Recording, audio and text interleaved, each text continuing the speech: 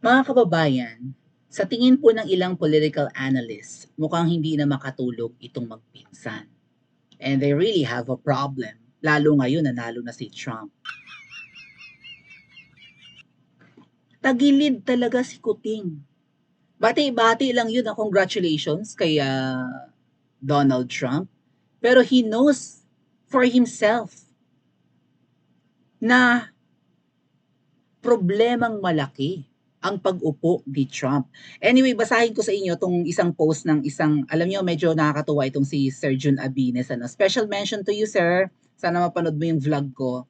Alam niyo ba nung kinausap ko ang kung sino-sinong vloggers patungkol sa mga rally namin sa EDSA, lahat ng kinausap kong vloggers ayaw sumali. Ayaw mag-participate, ayaw sumama, ayaw manawagan para dumami kami riyan. Nga pala, Friday ngayon ha, makita-kits tayo mamaya sa EDSA, 5 o'clock onwards po yan. Aga-agahan na lang ng iba kasi ma-traffic po. Ngayon, kung hindi man makahabol ang iba dahil din sa traffic, yung iba kasi yung out nila 6 o'clock pa or 7, one day magkakasama-sama rin tayo. Meanwhile, kung hindi kayo makahabol, like, kasi pilit namin tinatapos yan ng maaga, like 7 or 8, ganon, di ba? Syempre, malalayo yung uuwian ng iba naming kasama. So, yun lang po. Okay lang na hindi nyo mahabol yung alas 5 ng hapon.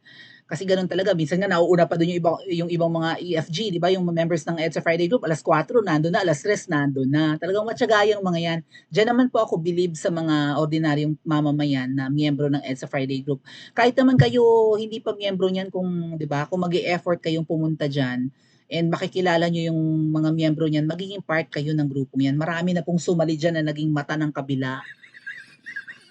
May mga sumali diyan na nagkunwaring, 'di ba, against din sila sa Marcos administration, na kasama namin as in, 'di ba, sa mga meetings, sa mga dining and what, sa 'di ba, sa breaking bread and whatnot, lahat na sa pagsasama, 'di ba? Nakasama namin, pero eventually na napansin ng mga tawag diyan, very observant, kung ano man tawag sa kanila, ng mga members ng EFG, na may something itong isang ito. Ay, naku, hindi, wala. Red flag tong isang, maraming red flag yung isang ito. Wait, parang hindi kami naniniwala na totoo itong para sa Pilipino, para sa bayan, para sa ating pinaglalaban. Kick out sa grupo. Okay? Yung iba diyan hindi nakakarating din dahil nga mga may edad na sila, kasi yung tipong hindi na sila employed, no, mga pensyonado na. Syempre kapag may edad, ay kapag nakatayo ka lang naman doon sa EDSA Shrine or kahit doon sa tulay, mga ngalay kang talaga, no. Hindi rin po advisable din kasi sa iba na tumayo ng matagal, mananakit po yung mga kasukasuan, yung mga joints, ganyan. So, hindi naman laging nandyan yung ibang miyembro ng EDSA Friday Group, pero nakakatuwa po yung iba, nagtatyaga po talaga. Nag-aantay na merong bababa dyan one day, madadagdagan kami dyan, kahit isang grupo man lang ng mga Duterte supporters or Sara supporters, di ba? Na pupunta dyan, at least nandyan ang EDSA Friday Group nag-aabang sa inyong pagsali or sa inyong mga panawagan, sa inyong mga aktibidades na gagawin. Nakaabang ng EDSA Friday Group. Maliit na grupo lang yan, pero so far yan ang consistent. Hindi katulad ng iba na para daw sa bayan. Pero again, going back to Sir Jun Abines, of all the vloggers na kinausap ko para sumama dyan sa EDSA Friday Group, siya lang po yung nag-agree na yan ang tamang venue, na ganyan ang next move, ang tamang susunod na hakbang, next step. Kasi habang tayo ay pepetiks-petiks, babagal-bagal, o nagpaplano ng sobra-sobra, nag-a-adhere pa sa pautot-utot na art of war ni Lao Tzu, tuloy ang nakawan. Hanggat binabagalan natin, nakakapamerwisyo pa ang mga nakaupong mga magnanakaw at mga abusado sa pwesto. So, saludo sa iyo, Sir Jun Abines. Ikaw lang of all the vloggers and bloggers na kinausap ko ang nag-agree sa EDSA Friday Group at sa paniniwala ng grupong yan. The rest, ayaw sumali. Hindi yan ang tamang location, hindi nyo marirecreate yung dating nangyari noon para mataboy ang pamilya niyan. Well, let's wait and see. Anyway, sabi ni Sir Jun Abines Malacanang, we have a problem with Donald Trump winning as 47th President of the United States. President Kuting is in deep shit. Whatever the deep state had promised him. Oh, naniniwala siya na may ganyan yata sa US talaga yung deep state. Right? Kung merong gobyerno ang Amerika, meron siyang parang underground government or something, deep state, kung ano man yan, di ba? Na parang yan ang sikretong nagmamaniobra ng gobyerno at ng buong mundo. Okay? Kung ano man ang pinangako ng deep state kay Kuting, in exchange of betraying the Filipino people, is now in limbo, na nasa kadiliman na ipinangako sa iyo, Kuting. Baka ipinangakong ibalik ang yaman ninyong nakatago or naka-freeze, di ba? Pero yung pangako sa iyo ng deep state, hindi na maibibigay sa iyo dahil si Trump na nakaupo. President Trump is anti-deep state. Baka nga to gibai ni Trump eh. Right? He might go after the deep state. Kung sino man yung mga nagkokontrol niya, CIA ba yan? Or may isa pang grupo eh. No? Maybe the Illuminati and whatnot. Kung sino pang mga secret organizations, ganyan, di ba? Oh, may isa pa daw certain organization na nagkokontrol eh ng kalakaran ng mundo na salot namang talaga at gustong-gusto nilang magkagera. He is anti-war si Trump and he promised to reverse whatever the deep state did in the last 4 years. So within 4 years na administrasyon ni Biden, kaya kung saan sa puro kaguluhan, Ukraine, Russia, di ba? Diyan sa Middle East at kung saan-saan pa na ang daming pinarwisyo ng US at ng deep state ng US. Oh, i-reverse daw ni Trump yan. So pananagutin ni Trump. That includes PBBM's wish to get his father's stolen wealth. Pakidinay, Kuting, kung kasinungalingan tong sinasabi ni Sir Jun Abines. Total, hindi mo naman kayang i-confirm.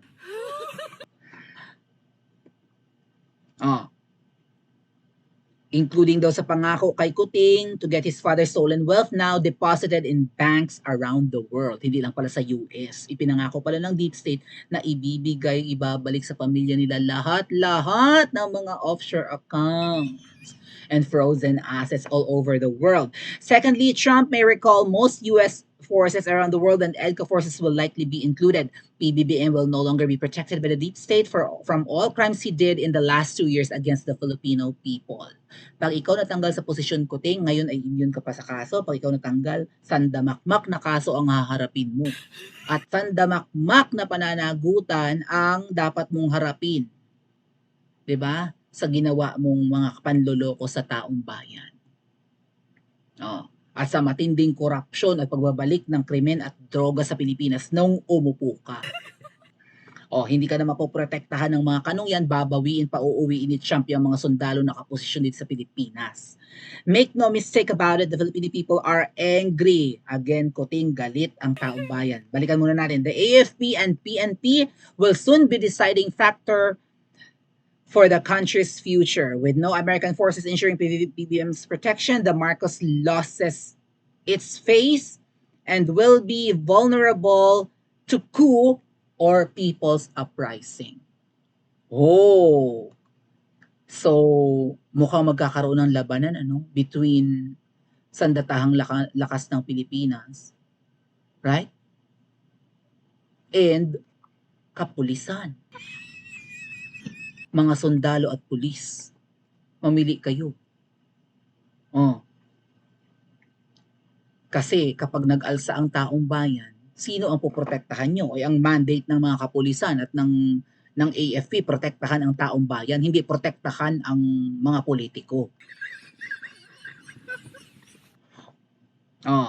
Galit na ang taong bayan, very, very angry. If a real survey be made, what they want to do with the Marcoses and Romualdez is a 90% vote of hanging them in public is very possible.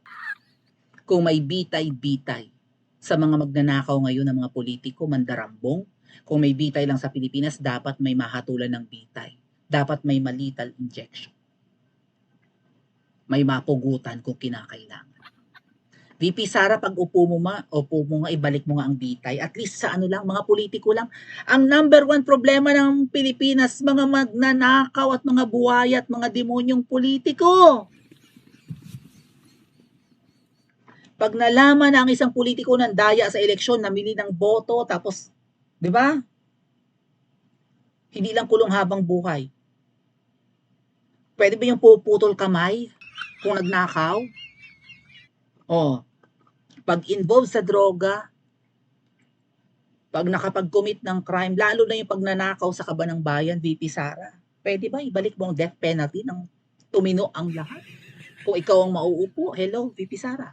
Oh, it must be said that despite all the stunts, smokescreen, and diversionary tactics done by PBBM, these two facts remain obvious to the Filipino people. First, the US deep state is determined to use Philippines as proxy war with China. Ginagamit tayo ng US deep state laban sa pakikipagyera. Second, the Marcos and Romualdez's are greedy family and will do everything to get their frozen, stolen assets and steal from our government. Maybe naniniwala rin ako na itinadhana ito, pero ang sakit naman ng pagkakatadhana sa pagbabalik nila. Itinadhana para malaman ng mga Pilipino na totoo ang aligasyon sa pamilya nila noon pa, na sila ay pamilya ng mga magnanakaw, mga mapang-api, right? At kung ano-ano pang mga kasamaan, kaya pala talaga nilang gawin at ginagawa at nagawa na pala nila noon, ginagawa mas malala pa ngayon. Naloko tayo, nabudol tayo, akala natin, 'di ba? Golden age yung panahon ng tatay. Kasi ang daming infra. Ay marami nga namang infra, eh, umupo baga naman ng 20 years, 21 years. Siyempre sa mga infrang yan, may kumikomisyon din dyan. Oh, ang hirap-hirap ng Pilipinas, yung nanay ni Kuting, ay akala mo kung sinong reyna.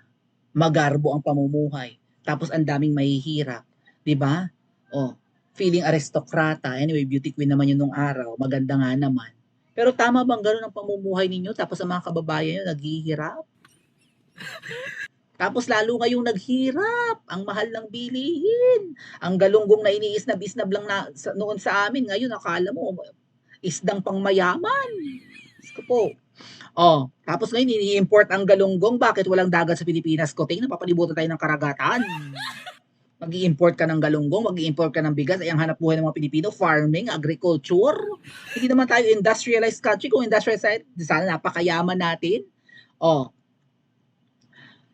and the deal was made.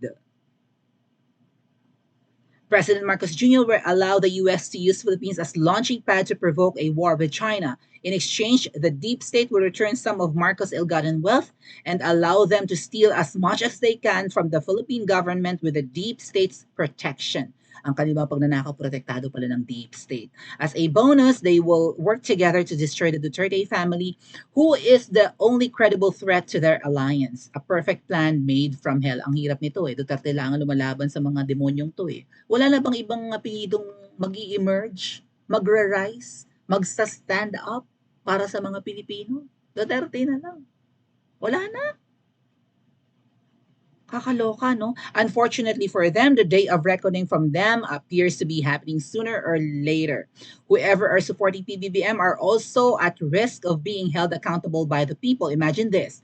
Those who betrayed the Filipino people in the last 2 years, the administration ni Kuting, be held accountable and punished in the most harsh way to make sure no one will ever mock, betray, disrespect, and steal the wealth of the Filipino nation. Dapat namang talaga. Itong mga buhaya, itong mga magnanakaw, itong namimigay ng ayuda, 10,000, pero babawiin ang 8,000. O kaya kapag 5,000 ang pinamigay, ay babawiin ang 3,500 or 4,000. Lahat ng mga kongresista, lahat ng mga local politicians dapat mapanagot. Okay, kaya hindi papayag ang mga buwaya, 95% baka mahigit pang mga politiko magkakaisa laban sa mga Duterte kasi sila ay lubog na sa kumunoy ng pagnanakaw.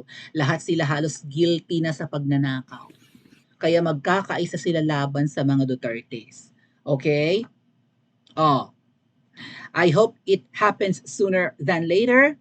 I can foresee PBBM, Speaker Martin Romualdez, and their minions panicking where to hide. Nagpapanik na daw, natatakot. Some might change stance and become pro-Duterte once again, but no sir, we plan to make no prisoners.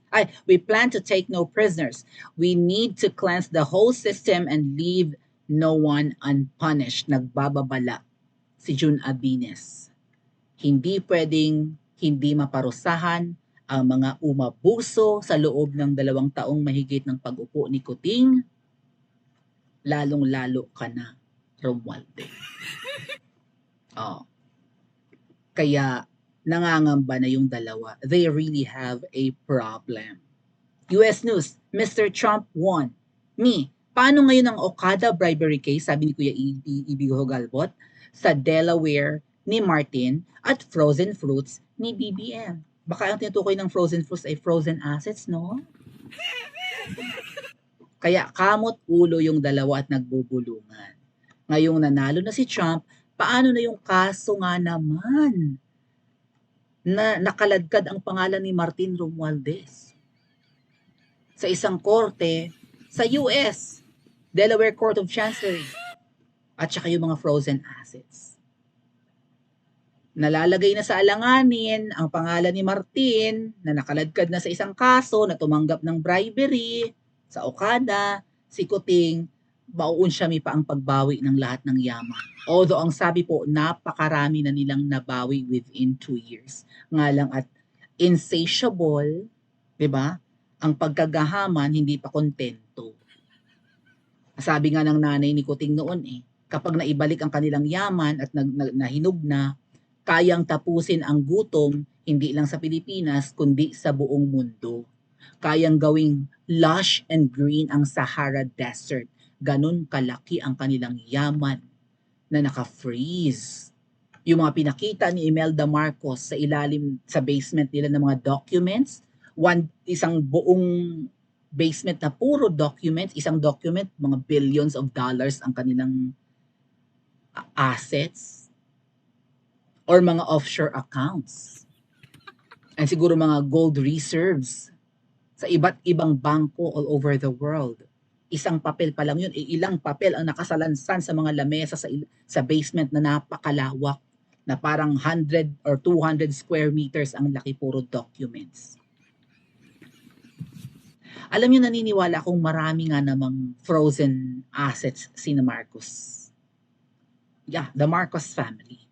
Pero ba't parang wala silang balak ibalik yan sa taong bayan? Or itulong sa taong bayan? Bakit sa loob ng 2 taon ng panunungkulan, parang lahat kakamkami? Hindi lang ang kaba ng bayan, pati yung allegedly pangingikil sa Okada. Alam mo, VP Sara, inaabangan namin yung pasabog mo laban kay Martin Romualdez. Ngayong week na ba yun or next week? Pakiisang bulat na, VP Sara, total pinagkakaisahan kayo ng mga buhaya sa lower house 'Di ba? Ikaw pinatawag ka, hindi ka doon umattend. Si PRRD pinatawag kahapon, hindi umattend. Kailangan ng matapos ang pag-target sa iyo, VP Sara. Ilabas mo na kung may videos ka, ilabas mo na kung ano ang nalalaman mo kay Martin Romualdez nang masentensyahan, nang madagdagan ang kanilang problems. Agree ba kayo mga tat kuya? Pa-comment sa comment section at mag-like and subscribe din po kayo.